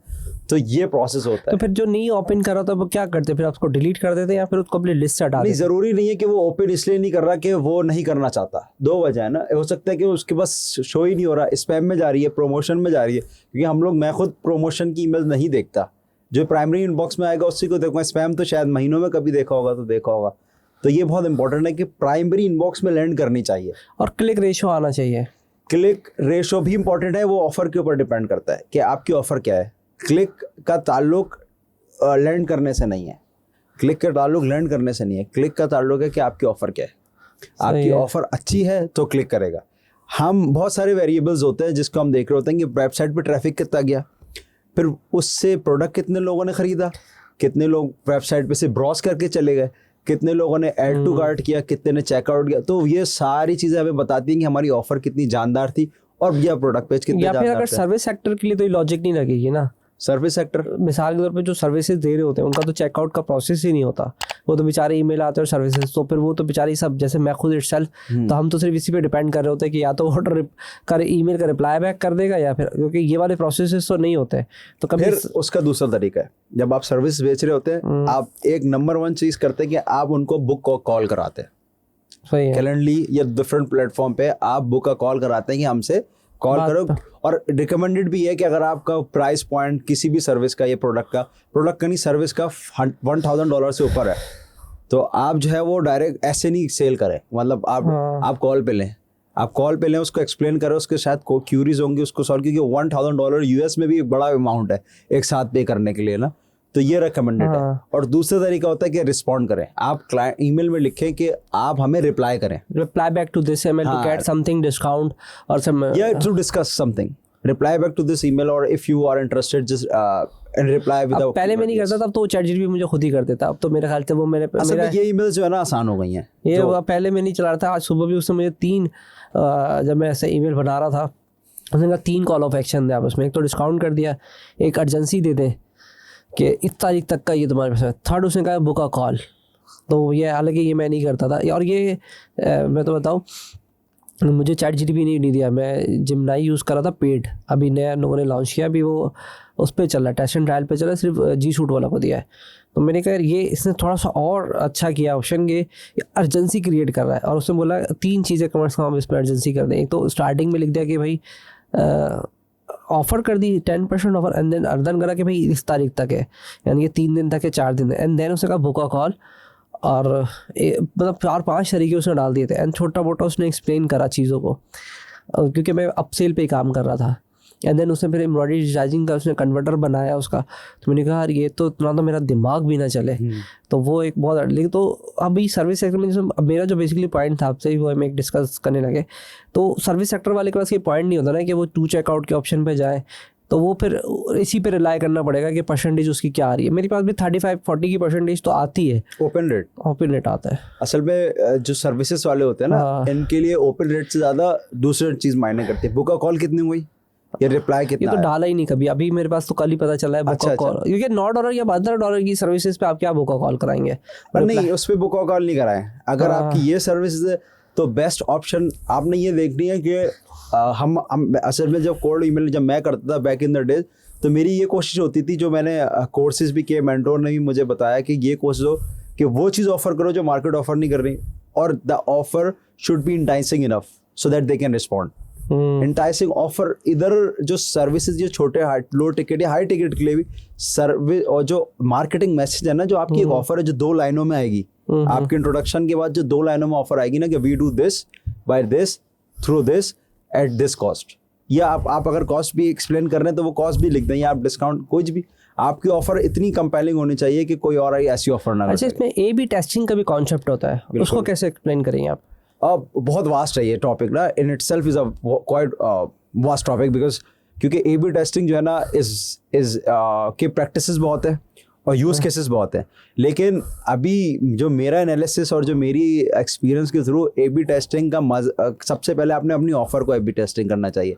लोग क्या करते हैं, और मोस्ट ईमेल मार्केटर्स क्या करते हैं, सिर्फ सब्जेक्ट चेंज करते हैं, वो ईमेल की सब्जेक्ट लाइन की ए/बी टेस्टिंग कर देंगे बस। वो मैं और थोड़ा सा करते हैं तो वो प्रोडक्ट पेजेस की प्रोडक्ट की डिस्प्लेसमेंट कर देते हैं कि कुछ प्रोडक्ट जो है यहाँ हटा के वहाँ डाल दिया, स्वैपिंग कर देते हैं, प्रोडक्ट स्वैपिंग, या 2-4 जो है ना वो भी जो भी प्रोडक्ट में है वो स्वैपिंग करेंगे। जो सर्विस सेक्टर में वो तो सिर्फ सब्जेक्ट लाइन को चेंज करता है। उस अगर आप सर्विस सेक्टर की बात कर रहे हैं तो ए/बी टेस्टिंग आपको सिर्फ ऑफर की करनी चाहिए, नंबर 1, क्योंकि ऑफर से ही बेसिकली ऑफर ही तो आप सेल कर रहे हैं। आप सर्विस में सेल क्या कर रहे हैं, आप ऑफर देते हैं, ये मेरी ऑफर है at what cost at what ever जो भी। अच्छा, मुझे लगता है ये जब बात आप कर रहे हो ना, लेकिन जब मैं सॉफ्टवेयर यूज़ करता हूँ तो उसमें आई थिंक ए/बी टेस्टिंग सब्जेक्ट की होती है, ईमेल की नहीं होती है। ईमेल की आप इस तरीके से नहीं करते, आप इस तरीके से नहीं करते कि क्या कहते हैं कि आप सिर्फ एक ईमेल, आप एक बैच बनाएंगे 50 लोगों का, या कोई आई थिंक अलग अलग कैंपेन बनानी पड़ेगी, उसकी अलग कैंपेन बनानी पड़ेगी। लेकिन सॉफ्टवेयर ये सपोर्ट करता है कि आप सब्जेक्ट को सिर्फ ए/बी टेस्टिंग कर सकते हैं। वो डिपेंड करता है, वो डिफरेंट सॉफ्टवेयर है ना, हर चीज सपोर्ट करता है। अच्छा, ज़ो में ये है कि वो सिर्फ कहता है सब्जेक्ट को ए/बी टेस्टिंग कर लो 1 घंटे के अंदर, या तो तुम खुद वर्जन सेलेक्ट कर लेना, ये मुझे बताना जिसके ज़्यादा क्लिक होंगे मैं उस पर 100 को पहले, जैसे अगर 50,000 का डेटा है पहले 100 को भेजेगा, फिर 200 को भेजेगा, 1 घंटे के अंदर जो खुल गई, जो जीत गया उसको कर दें, या फिर आपको जो पसंद आए। तो उसमें सिर्फ कंटेंट को नहीं चेंज कर सकते, लेकिन जो आप बात बता रहे हो उसमें फिर हमें कैंपेन डिफरेंट करनी पड़ेगी। एग्जैक्टली, आपने जो 100-200 जितने भी आपने डिस्ट्रीब्यूट कर दी, आपने अच्छा सबसे इंपॉर्टेंट बात ए/बी टेस्टिंग की है कि आप एक वक्त में एक चीज़ चेंज करेंगे, क्योंकि आपको फिर एनालिसिस करने में आसानी होगी ना। अगर आपने 4-5 एलिमेंट चेंज कर दिया, आपको पता ही नहीं है कि 2 भी एलिमेंट चेंज कर दिए, किसकी वजह से कौन सा रिजल्ट जो है वो चेंज हुआ। जैसे कि आपने अगर ऑफर चेंज की तो आपने ऑफर चेंज कर दी, दोनों ही अलग अलग। अगर सब्जेक्ट लाइन वो तो आप बता रहे हैं कि एक साथ एक ही ईमेल में हो जाती है, लेकिन क्लेवियो जो है वो थोड़ा एडवांस है, तो वो आपको एक हर चीज़ के ऑफर, इवन वो टाइमिंग की भी जो है ना आपको अलाउ करता है कि आप एक ही मतलब जो मैसेज को डिफरेंट टाइम जोन में भेज के भी ना आप जो है वो पता कर सकते हैं। हाँ, ये भी बड़ा इंपॉर्टेंट पॉइंट है कि आप किस वक्त और किस दिन भेजते हो, मतलब हर ब्रांड के ऊपर डिफरेंट है। नहीं, यूएस के अगर कंट्री लेवल पे बात करें तो अच्छा, ब्रांड लेवल पे भी होता है, ये ए/बी टेस्ट करना पड़ता है। ये अगर हमने सुबह 11 बजे कैंपेन भेजी तो उसका क्या रिजल्ट, वैसे यूएस में जो मेरा एनालिसिस है, ज़्यादातर आप दोपहर में भेजें ना, थोड़े से 1 बजे के बाद, 2 बजे के बाद, उसके ऊपर रिस्पॉन्स ज़्यादा अच्छा आता है। क्योंकि हाँ, ये अपना एनालिसिस है, लेकिन फिर ब्रांड टू ब्रांड वेरी भी करता है। कुछ का 7 बजे जब हम भेजते रहते तो 6-7 बजे उसके ऊपर अच्छा रिस्पॉन्स आ रहा था, कुछ का हमने 2 बजे अच्छा रिस्पॉन्स आ रहा था। तो ये भी टाइम भी टेस्ट करना पड़ता है, लेकिन नंबर 1 ऑफर है। सबसे पहले आपकी ऑफ़र अगर या जो भी आप सब्जेक्ट लाइन ऑफर्स, अगर मैं ई कॉमर्स की तरफ आ जाऊँ जो मेरी एक्सपर्टीज़ है, तो उधर हम ऑफ़र ज़्यादातर टेस्ट करते हैं, डिफरेंट ऑफर ब्रांड्स पे देखते हैं, कहते हैं कि इस ऑडियंस के ऊपर कौन सी ऑफ़र जो है ये क्लिक कर रही है। फिर अगर हमें पता चल जाए तो हम डबल डाउन करते हैं। फिर नेक्स्ट स्टेप आता है कि फिर हम डिफरेंट चीज़ों को करते हैं। बहुत सारी चीज़ें होती है जो ए बी टेस्ट करने के लिए, सब्जेक्ट लाइन्स है, उसके सब्जेक्ट, उसके बाद वो जो हम कॉपी लिखते हैं, कॉपी टेस्ट होती है, शॉर्ट कॉपी, लॉन्ग कॉपी, फिर CTS टेस्ट होते हैं, प्रोडक्ट ब्लॉक टेस्ट होता है, विदाउट प्रोडक्ट ब्लॉक, प्रोडक्ट जो ब्लॉक है उसके अंदर कितनी डिस्क्रिप्शन, नोट, बहुत सारी चीज़ें टेस्ट हो जाती है, लेकिन नंबर 1 हमेशा ऑफर रहती है। देखिए इसमें जो मुझे टाइम दिखा है वो वेडनेसडे को 11 बजे का टाइम मुझे ऐसा लगता है ये बड़ा आइडियल और बड़ा ही रियल टाइम पे क्लिक थ्रू रेट आता है, बिकॉज वो मंडे को अपना उनके पास लोड ज़्यादा होता है। तो मैंने जब भी मंडे को भेजी है, मैं टाइम हमेशा मेरे या तो 7 बजे भेजने की कोशिश की या 11 बजे, तो देखा उसका क्लिक रेट थ्रू बहुत कम आ जाता है, यानी कि 12-15 पे खड़ा हो जाता है। बहुत दिनों के बाद जाके वो 26 पे आ जाता है 26 पे। लेकिन अगर मैंने वेडनेसडे को भेजी और 11 A/B टेस्टिंग करनी, तो 11 बजे पहले A/B टेस्टिंग किया सब्जेक्ट को और 12 भेज दिया। अच्छा, उससे फ़र्क पड़ता है थोड़ा सा A/B टेस्टिंग से कि मैंने सिर्फ 100 को भेजा, उसमें से जो रेशो आया तो तकरीबन 35 का रेशो क्रॉस कर जाता है, 35-37 का रेशो क्रॉस कर जाता है। तो मुझे ऐसा लगा है कि मैंने एक से डिस्कस भी किया था, तो कहते हैं हाँ वेडनेसडे का ऐसा दिन होता है कि उनके पास इतना कुछ लोड नहीं होता, क्योंकि वो पीछे ईमेल से निपटा के आए हुए होते हैं। तो मुझे लगता है कि शायद मैंने फिर अपना दिमाग में वही फिक्स एक टाइम रख लिया। लेकिन मल्टीपल टाइम पे भी भेज सकते हैं, तो मसला नहीं, जैसे आपने कहा 1 बजे 2 बजे। लेकिन सब्जेक्ट, आई थिंक आपसे बात करके लगा कि सब्जेक्ट भी इंपॉर्टेंट है, ये भी एक चीज़ है। क्योंकि मुझे वेडनेसडे का ही लगता है कि शायद उनका इनबॉक्स बिल्कुल खाली होता है ना, जैसे ही रन करते तो उसका रेशो ज़्यादा आता है। आप बिल्कुल सही कह रहे हैं। जो कोल्ड ईमेल करते हैं ना, उसके लिए प्रेफर्ड 3 दिन होते हैं, ट्यूसडे, वेडनेसडे, थर्सडे। मंडे को आपको रेशो नहीं मिलेगा ना, फ्राइडे को मिलेगा, और सैटरडे तो भूल जाए, वो तो है ही नहीं। सही है, वो बिजनेस की वो बात ही नहीं करना चाहते सैटरडे को ना। तो बेस्ट टाइम जो है ना वो यही है कि ट्यूसडे को थोड़ा सा नीचे, 9 से 12 जो है वो वेडनेसडे, और थर्सडे भी थोड़ा सा नीचे, मतलब 2 बजे के बाद। ये भी जो है ये आप स्टडीज़ मिल जाएंगी, आप बिल्कुल आपका जो जिसने भी आपको बताया या जो आप खुद कंक्लूजन में पहुंचे, ये बिल्कुल सही कंक्लूजन। नहीं, मैंने ChatGPT से भी कोई टाइम का डिस्कशन किया था, तो उसने भी कहा था कि इस स्टेप फिर आप इस पर, क्योंकि वहाँ पे ना अलग अलग टाइम जोन भी है, ये बड़ा भी चैलेंज है। तो फिर वो बहुत ज़्यादा, या तो फिर बहुत ज़्यादा डिटेल में जाए कि हर एक के अपने अपने टाइम जोन के हिसाब से मारे। फिर अगर आप अगर आपके पास है तो उसमें वो क्लाइंट की जर्नी, और उसमें वो खुद ही टाइम ला देता है कि ये इस वक्त एक्टिव होता है ईमेल्स के ऊपर। तो फिर या तो आप वो टाइम यूज़ करें, लेकिन उसके लिए फिर आपको इतना दिमाग लगाना पड़ता है वो जब कोई AI सॉफ्टवेयर आ जाएगा तो फिर वही कर सकता है। क्योंकि फिर हर एक का मैनुअली जाकर टाइम सेट करेंगे। ये अगर 7 बजे खोलता है तो फिर उसका ज़ोहो CRM से जहाँ लीड जनरेट होती है तो वहाँ टाइम आ रहा होता है उसके ऊपर कि ये इस वक्त एक्टिव होता है। पता नहीं क्या करते हैं। क्लैवियो में ना बड़ा मज़े का सीन है, आपने कुछ भी नहीं करना, वो आपको ऑप्शन देगा कि आपने स्पेसिफिक टाइम में भेजना है या क्लाइंट्स लोकल टाइम में भेज दें। आपने यूँ सिलेक्ट किया क्लाइंट लोकल टाइम में 1 बजे भेज दो सबको, तो बस ख़त्म, दैट्स इट। अब वो जो भी 1 बज रहा होगा, चाहे वो ऑस्ट्रेलिया में, तो जब वो ऑस्ट्रेलिया में 1 बजेगा या या उसके शहर में जब 1 बजेगा तो वहाँ उसी वक्त जाएगी। तो उस पर अच्छा रेशो नहीं आया, मैंने ट्राई किया ये वाला ऑप्शन मुझे अच्छा। ना, हाँ मैंने इस पर ट्राई किया है। हाँ ये वाला पार्ट मैंने ट्राई किया, उसके अंदर ना बैग गया हूँ और मैंने उसको बोला है कि इसके स्पेसिफिक देयर टाइम और ऑफरिंग रेट पे देखा है। तो मुझे लगता है कि वो एक तो वो कैंपेन पूरे 24 घंटे चलती है। ऐसा ही है, वो पूरे 24 घंटे कैंपेन चलेगी। आप इसमें टेंशन में रहते हो क्या वो चल रहा है, कि किसको भेजा किसको नहीं भेजा। और दूसरा मुझे लगता है कि वो उसका क्लिक रेट थ्रू इतना अच्छा। आपने ट्राई किया कभी उसको? ये हम तो क्लाइंट्स को जो है ना, जैसे कि अभी हमारा एक प्रोडक्ट जो वो है क्या कहते हैं कंपनी है, वो उनकी जो प्रोडक्ट्स है वो, और जो कस्टमर बेस है ना, वो ऑस्ट्रेलिया में भी है।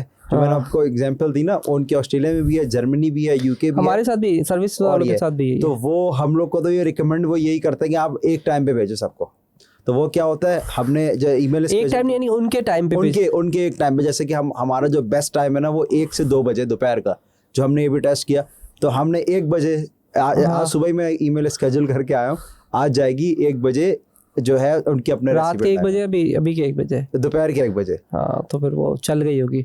उसमें एक और चीज़ मैंने कंसिडर की है, आई एम नॉट श्योर कि आपने की है या नहीं की है, कि जब आप उस पर चलाते हो ना उनके टाइम के ऊपर, और मुझे ऐसा लगता है कि जीमेल आपकी ईमेल को पकड़ लेता है और वो स्पैम फेंकता है। फिर जब आप बल्क में फेंक दी ना, क्योंकि आप वार्म अप हुए में 10-15 साल से आपका एक डोमेन चल रहा है, तो 50,000 अगर आपने भेजी ना तो वो रियल टाइम पे धड़ करके उसके इनबॉक्स में फेंक देगा, क्योंकि शायद वो इतनी जल्दी पकड़ नहीं पाता। और जब आप उसके देयर टाइम पे भेज रहे हो ना, और उसका मुझे ऐसा लगता है वो स्पैम फेंक देता है, वो पकड़ लेता है कि यार ये हर थोड़ी देर बाद इसकी 5-5, 10-10, 50-50 ईमेल्स आ रही है, मुझे ये मेरा अपना परसेप्शन है, इसके पीछे कोई रिसर्च नहीं है, मतलब मैंने कोई इसके पीछे रिसर्च नहीं है, मुझे अच्छा रेशो नहीं मिला, मैं हट गया। तो मुझे ऐसा लगता है कि शायद वो जब उसके देयर टाइम पे भेज रहे हैं तो ऑस्ट्रेलियन टाइम पे जा रही है इस टाइम पे, तो जीमेल या जो स्पैम डिटेक्टर होते हैं वो डिटेक्ट कर लेते हैं कि यार ये गड़बड़ है, क्योंकि मैंने बल्क में भी भेजने की कोशिश की है। बल्क का तो मुझे नहीं पता, मतलब जैसे कोड 50 के पेयर, जैसे इसमें होता है ना कि दिन में आप मतलब अगर 50,000 का ईमेल का डेटा है तो 1000 करके भेज दें, तो बल्क में वो खुद मैनेज करके बेच रहा होता है, तो एक उसमें भी ये आता है। अच्छा, हमारे पास ऐसा नहीं हुआ, हमारे पास ऐसा नहीं हुआ, उल्टा हमारे पास तो इवन बेटर वो होता है। अच्छा, बेटर, क्योंकि आहिस्ता आहिस्ता आई थिंक ये सर्विस सेक्टर और प्रोडक्ट सेक्टर का डिफरेंट क्राइटेरिया हो सकता है। ये क्योंकि मैं सर्विसेज की बात कर रहा हूँ, आप कर रहे हो प्रोडक्ट की, तो सर्विसेज वालों का शायद एक डिफरेंट हो सकता है, प्रोडक्ट वालों के लिए इसलिए डिफरेंट हो सकता है कि आप उसके उसी के टाइम के हिसाब से भेज रहे हो, तो वो रेडी होता है तो उसको चेकआउट पे जाना है, सर्विस वाले को सिर्फ रिप्लाई करना है, ठीक है ना। बहुत सारे, अगर इसकी मतलब क्योंकि मेरी एक्सपर्टीज ज़्यादातर प्रोडक्ट के ऊपर है ना, कि हमने B2C करना ज़्यादातर ना, तो उसमें ये इफेक्टिव होता है, ये उल्टा इफेक्टिव होता है। और जो कैन स्पैम जो वो रिपोर्ट है ना, उसमें भी है कि आप एक साथ 50,000 भेजने से अच्छा है आप थोड़े थोड़े डेटा के साथ भेजो। ये स्पैम होता है बस में। ये आज हमारा पॉडकास्ट का मसला ये था कि ताकि हम डिस्कशन करें, हमारी एक्सपर्टीज से लोग फायदा उठाएं, लेकिन मेरा अपना पॉइंट ऑफ व्यू कि स्पैम होता है उसमें बहुत ज़्यादा। और उसका पॉइंट मतलब उसका जो है सर्विस सेक्टर की बात कर रहा हूँ, तो हम इसका कोई कंक्लूजन नहीं है इसका, फिर हमें रिसर्च करनी पड़ेगी, आपके साथ डिस्कस करने का, फिर ChatGPT से पूछते हैं कि क्या करना चाहिए, वरना अगर ChatGPT से पूछे तो बताएगा वो या नहीं बताएगा। आई होप सो बता देगा। अगर ChatGPT के पास या कहीं इन्फॉर्मेशन होगी, कहीं पे भी वेब पे इन्फॉर्मेशन होगी, बता देगा। असल में चेक करते हैं ना कि क्या है, हो सकता है कुछ, तब हम इनसे ईमेल बना रहे हैं तो कुछ अच्छा आइडिया भी देते हैं। अस्सलाम वालेकुम। वालेकुम अस्सलाम। How can I assist you today? अच्छा, उर्दू में बात कीजिएगा। जरूर, क्या मैं आपकी किसी मदद कर सकती हूँ? हाँ, मुझे ईमेल मार्केटिंग से रिलेटेड बात करनी है। मैं दो टॉपिक्स हैं हमारे इसमें, तो क्या अच्छा रहेगा, हम कस्टमर्स को ईमेल्स करते हैं तो हम किस टाइम पर ईमेल, यानी कि उनके टाइम के हिसाब से ईमेल करें, या उनकी ओपनिंग रेट यानी कि जिस वक्त वो एक्टिव होते हैं उस वक्त ईमेल करें, वो ज़्यादा अच्छा रहेगा, या बल्क में ईमेल सेंड कर दें? 50,000 का जैसे का डेटा है तो हम 50,000 का एक साथ ही भेज दें, तो अब क्या आपको क्या लगता है कौन सा बेस्ट रहेगा? ईमेल सेंडिंग के तरीके की बात कर रहा हूँ। देखिए, अगर आप चाहते हैं कि आपकी ईमेल्स का असर ज्यादा हो, तो बेहतर होगा कि आप अपने कस्टमर्स की एक्टिविटी का वक्त मालूम करें। इस तरह जब वो अपनी जी कंटिन्यू करें। अच्छा, जब आप उनके एक्टिव होने के वक्त पर ईमेल करेंगे तो उनके ईमेल खोलने के चांसेस ज्यादा होंगे। इसके लिए आप उनके लोकेशन के लिहाज से टाइम जोन को ध्यान में रखें। रही बात बल्क ईमेल की, तो उसे अच्छी तरह से स्ट्रक्चर करना जरूरी है ताकि वो स्पैम में ना चली जाए। इनफिरादी टाइम के मुताबिक ईमेल करने में थोड़ा वक्त लग सकता है, तो आपको अपने मकसद और वसाइल को देखते हुए फैसला करना चाहिए। अच्छा, ये होता है कि इस तरह से हो सकता है कि ये डिपेंड करता हो कि प्रोडक्ट के लिए अगर अलग स्ट्रेटजी और सर्विस सेक्टर के लिए कोई अलग स्ट्रेटजी हो। ईमेल मार्केटिंग के मैं ओपन रेट की रेशियो की बात कर रहा हूँ, क्या ऐसा होता है? जी हाँ, बिल्कुल। प्रोडक्ट और सर्विस की नौयत के लिहाज से ईमेल मार्केटिंग की हिकमत अमली मुख्तलिफ हो सकती है। प्रोडक्ट्स के लिए अमूमन विजुअल कंटेंट और प्रमोशन ज्यादा अहम होते हैं, और ईमेल्स को क्लिक थ्रू रेट बढ़ाने के लिए इस्तेमाल किया जा सकता है, जबकि सर्विस सेक्टर में ज्यादातर फोकस मालूमाती मौआद पर होता है, जैसे कि ब्लॉग्स, केस स्टडीज या वेबिनार इन्विटेशंस, ताकि सारिफीन को कायल किया जा सके। खुलियों की शरह भी इन दोनों के दरमियान फर्क रखती है। प्रोडक्ट्स के मामले में ईमेल की वक्तबंदी और ऑफर्स की तरकीब अहम होती है, जबकि सर्विस सेक्टर में एतमाद बढ़ाने पर ज्यादा जोर दिया जाता है। लिहाजा आपको अपने कारोबार की नौयत और हदफ के मुताबिक हिकमत अमली इख्तियार करनी चाहिए। हमारा पॉइंट बिल्कुल सही था, मतलब आपका प्रोडक्ट रेशियो है तो इसलिए आपका टाइम इंपॉर्टेंट है, हमारा सर्विस रेशियो है तो हमारा कंटेंट इंपॉर्टेंट है, टाइम इंपॉर्टेंट नहीं है कि वो उसको अब क्या ऑफर करें। जिसमें आपने ये बात कही थी कि जिसमें परसेंटेज आना चाहिए, ChatGPT का फ़ायदा हो जाता है ना, ये हमारे पास एक फ्री का ChatGPT बहुत ज़बरदस्त है। इसमें एक पॉइंट और दिमाग में आया था, मैंने कहा पहले ये क्लियर कर लूँ। जिस पर हमारा एक डिस्कशन था A/B टेस्टिंग की बात करते हैं, क्या था यार, एक और पॉइंट मेरे दिमाग में चल रहा था, मैंने काट दी। जिसमें हमारा एक डिस्कशन चला था, बल्क पे सेंड करना चला था, और चला था सर्विस सेक्टर हो गया, प्रमोशन हो गया। एक और पॉइंट था दिमाग से निकल गया, वो मैंने कहा इससे कंफर्म। हाँ, रिटेंशन, ओपन रेट। हाँ अच्छा, ओपन रेट सर्विस सेक्टर का, और वो पूछते हैं ना। अच्छा, हाँ, क्योंकि देखिए कॉन्फ्लिक्ट जो हमारा व्यूवर्स वो कंफ्यूज होगा यार, ये दोनों आपस में एक जगह नहीं है। तो हम गूगल से डेटा ले लेते हैं ना, और एक AI रिसर्च बेस होता है इनके पास कंटेंट, तो हम लेते हैं कि क्या चीज़ है, क्योंकि हमारा कॉन्फ्लिक्ट रहा है। अस्सलाम वालेकुम। वालेकुम अस्सलाम। How can I help you today? अच्छा, उर्दू में बात कीजिएगा। जरूर, आप उर्दू में बात करते हैं। फरमाइए, अच्छा, आपको क्या जानना है? मुझे ये बताना है, ईमेल मार्केटिंग का जो ओपन रेट होता है, प्रोडक्ट मतलब ये प्रोडक्ट की मार्केटिंग कर रहे हैं हम, ईमेल मार्केटिंग कर रहे हैं, तो उसका परसेंटेज डिफरेंट होती है और सर्विस सेक्टर का क्या डिफरेंट होता है। मिसाल के तौर पे हमारा भी डिस्कशन चल रहा था, तो इनके पास एक कहते हैं कि 50+% चला जाता है क्योंकि वो प्रोडक्ट सील कर रहे हैं, लेकिन सर्विस सेक्टर में मुझे लगता है कि 25% के आसपास रहता है। तो आप मुझे बताइए एनालाइज करके कि दोनों का क्या डिफरेंट होता है और क्या बेस्ट रहता है, कि अगर हम परसेंटेज में क्या बेस्ट परसेंटेज होती है ईमेल मार्केटिंग के अंदर। ओपन रेट की बात कर रहा हूँ मैं। जी, प्रोडक्ट और सर्विस सेक्टर्स में ईमेल मार्केटिंग के ओपन रेट्स में फर्क होता है। प्रोडक्ट्स के लिए ओपन रेट आमतौर पर ज्यादा हो सकता है, जैसा कि आपने कहा 50% या उससे ज्यादा, क्योंकि लोग नई चीजों के बारे में जानने में दिलचस्पी रखते हैं।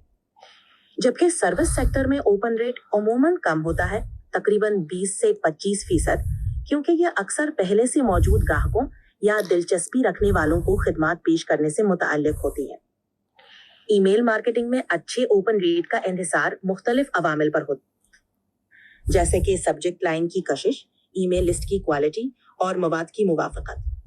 उमूमन 20 से 30% के दरमियान ओपन रेट को अच्छा समझा जाता है, लेकिन बेहतर नताइज के लिए हमेशा अपनी मुहिमात की कारकर्दगी को जांचते रहना चाहिए।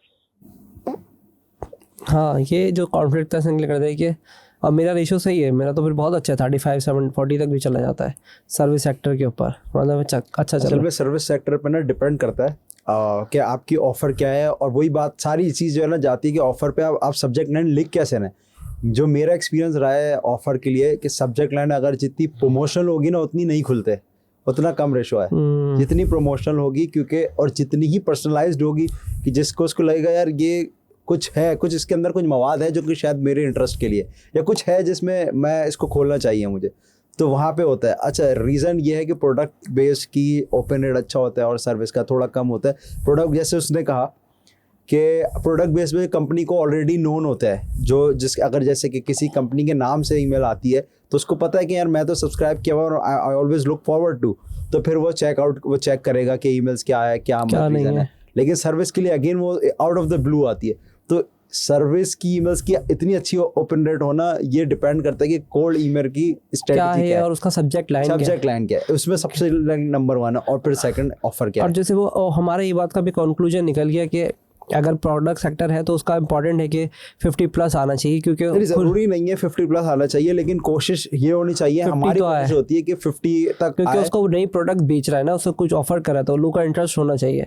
सर्विस सेक्टर में उसको पता है सेम ही सर्विसेज होंगी, कुछ नया नहीं होगा, बट अगर कुछ ऐसा कंटेंट कर रहे हैं या कुछ ऐसा उसको प्रमोशन आइडिया दे रहे हैं या कुछ उसको अपडेट कर रहे हैं तो ठीक है, तो 35-40% का भी रेशो ठीक है। लेकिन अगर इससे नीचे आ रहा है तो इसका मतलब है अब जो ईमेल्स नहीं खुल रही हैं तो फिर या तो उसको डिलीट कर दें, या फिर उसको, वो भी ठीक है आ रही है, वो कहीं ना कहीं स्पैम में पड़ी होती है लेकिन उसकी नज़र में आता है, लेकिन उसका ओपन रेट नहीं आ रहा होता है, लेकिन ओवरऑल आपकी ब्रांडिंग तो उसके साथ हो ही रही होती है।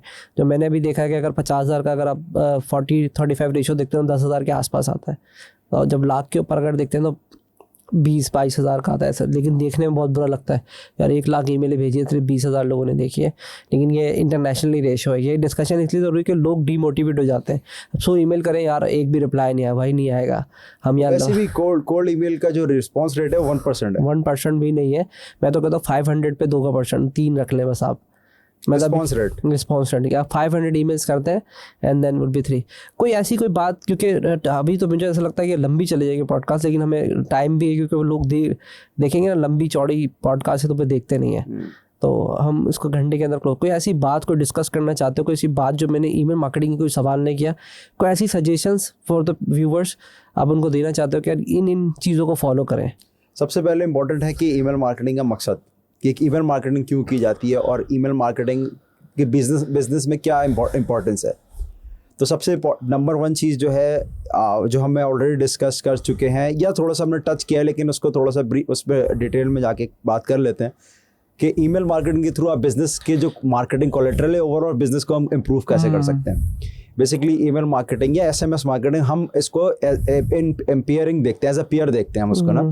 तो हम क्या करते हैं, हम उनके टच पॉइंट्स के ऊपर हम बिजनेस की एक एक रीज़न जो हम ब्रेनस्टॉर्म करते हैं ना कि यार यहाँ पे बिजनेस में ये स्ट्रक आ गई, ये सेल क्यों नहीं हो रही, तो वो क्यों नहीं हो रही का आंसर हम फर्स्ट, जिसको हम कहते हैं क्वालिटेटिव डेटा, हम क्वालिटेटिव डेटा अपने कस्टमर से पूछ लेते हैं कि भाई हमें इतनी ब्रेनस्टॉर्मिंग या हमें गैस वर्क करने की ज़रूरत नहीं है, हम उनको सिंपल सर्वेज रन कर सकते हैं, हम उनकी throughout journey from first purchase to second purchase to so on, हम एक एक टच पॉइंट्स पे और एक एक ड्रॉप आउट पॉइंट पे हम उनसे जो है वो रीजनिंग तलाश कर सकते हैं। उससे होगा क्या, इवन हम अपने प्रोडक्ट पेजेस को भी बहुत इंप्रूव कर सकते हैं कि हमें पता चल रहा है कि क्लिक्स आ रहे हैं लेकिन सेल नहीं आ रही, हम जो क्लिक्स हो रहे हैं और सेल नहीं हो रही, तो हम वहाँ पे भी एक टच पॉइंट पे हम उनको एक ईमेल जो है वो सेंड कर सकते हैं या एक कम्युनिकेशन मैसेज सेंड कर सकते हैं कि क्या रीज़न हो रही है जो आपकी स्टॉपिंग हो रही है, या तो चेकआउट प्रोसेस में मसला है। हमने कितनी ऐसी प्रॉब्लम सॉल्व की हैं विदाउट गैस वर्क, हमने अपने ईमेल मार्केटिंग आपके गैस वर्क को ज़ीरो कर सकती है,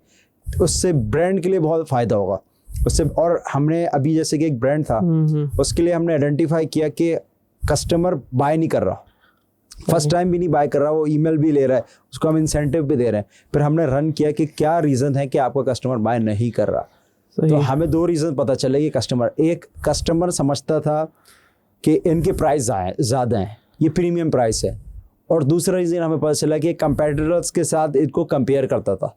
तो फिर हमने क्या किया कि हम एक नए एंगल के थ्रू हमने मार्केटिंग की कि ये प्रीमियम क्यों है, क्योंकि वो अपना जो भी उनका जो प्रोडक्ट था उसको वो होम ग्रोन करते थे और उसके लिए, और वो यूएस में होता था और बाकी जो है वो इंडिया या डिफरेंट ये चाइना से वो सोर्स करते थे और वो कम प्राइस होती थी, और ये अपना ग्रो कर रहे थे, तो इनकी अंडर सुपरविजन में होता था, तो इनको पता था कि इसके अंदर क्या मटेरियल जा रहा है, तो इस वजह से प्राइस पॉइंट ज़्यादा था। तो इससे हमने देखा कि 2x और 3x सेल हो गई, क्योंकि हमने वो कस्टमर के डायरेक्ट वर्ड ऑफ माउथ, मतलब कस्टमर के मुंह से हमने कहते हैं कि right from the horses mouth, तो हमने वहीं से जो कस्टमर के मुंह से सुना और हमने वहाँ पे उसकी चेंजेस की। इसी तरीके से इसके यूज़ केसेस थ्रू आउट हैं, तो इस तरीके से आप पूरा बिजनेस के इंफ्रास्ट्रक्चर को अपने हिसाब से कर सकते हैं। और लेकिन ईमेल मार्केटिंग में कहता हूँ कि बड़ा पावरफुल टूल है, और अगर मेरा तो जब मैं अक्सर लोगों से कहता हूँ कि यूट्यूब के सब्सक्राइबर आपके नहीं है, फेसबुक के सब्सक्राइबर मतलब फॉलोअर्स आपके नहीं है, ठीक है ना, लिंक्डइन के फॉलोअर सब्सक्राइबर, जो भी चैनल के फॉलोअर्स हैं सब्सक्राइबर, वो आपके नहीं है, वो नहीं गए, आप उनको रीच कभी भी नहीं कर सकते और आपको पता भी नहीं होता वो कौन है। वो एक नंबर वैल्यू देते हैं 1.3 1.4, लेकिन अगर आपके पास 50,000 की ईमेल आईडी का डेटा है और राइट है, आपकी इंडस्ट्री का B2B हो या B2C हो, तो आप उससे $50,000 का रेवेन्यू जनरेट कर सकते हैं। क्योंकि मुझे ऐसा लगता है एक ईमेल आईडी आपको तकरीबन $100 के आसपास, अगर आपकी प्रोडक्ट और सर्विसेज में इतनी ऑफर है तो आराम से आप उससे रेवेन्यू जनरेट कर सकते हो। तो आपको, और अगर लाइफ टाइम वैल्यू देखें ना तो मिलियंस और बिलियंस में होती है, अगर सिर्फ 50,000 का भी डेटा है आपके पास। ये मैं सबको कहता हूँ कि भाई ये यूट्यूब के सब्सक्राइबर, ठीक है ना, ये आपके नहीं है, ठीक है ना, फेसबुक के इंस्टा के फॉलोअर्स ये आपके नहीं है, ये उन्हीं के हैं, सिर्फ आपके पास एक नंबर वैल्यू है। लेकिन अगर आपके ईमेल आईडी का डेटा है तो वो आप ही का है, आप जिस वक्त चाहें उसको एक क्लिक के ऊपर उसका मोबाइल हिला सकते हैं। बिल्कुल सही, एक क्लिक के ऊपर आप 50,000 लोगों का एक ही क्लिक के ऊपर 50,000 लोगों का मोबाइल हिला सकते हैं। ये पावर किसी भी सोशल मीडिया में नहीं है। दैन मैंने तो खुद एक कोर्स भी बनाया है और लोगों को बोलता हूँ कि वो चैनल पे देखें, और बहुत मज़ा आया आपसे बात करके और बहुत सारी चीज़ें डिस्कशन की। मैं चाह रहा था और डिस्कशन करूँ, लेकिन टाइम हमारे पास थोड़ा सा कम था। मैं ज़्यादा बड़ी पॉडकास्ट पे नहीं जाना चाह रहा, वरना अगर कमेंट आता है, लोग अगर कमेंट करते हैं, कुछ और उनके क्वेश्चंस आते हैं, तो डेफिनेटली मैं आपको दोबारा बुलाऊंगा। Sure. Thank you so much. अल्लाह हाफ़िज़। Thank you so much for inviting me.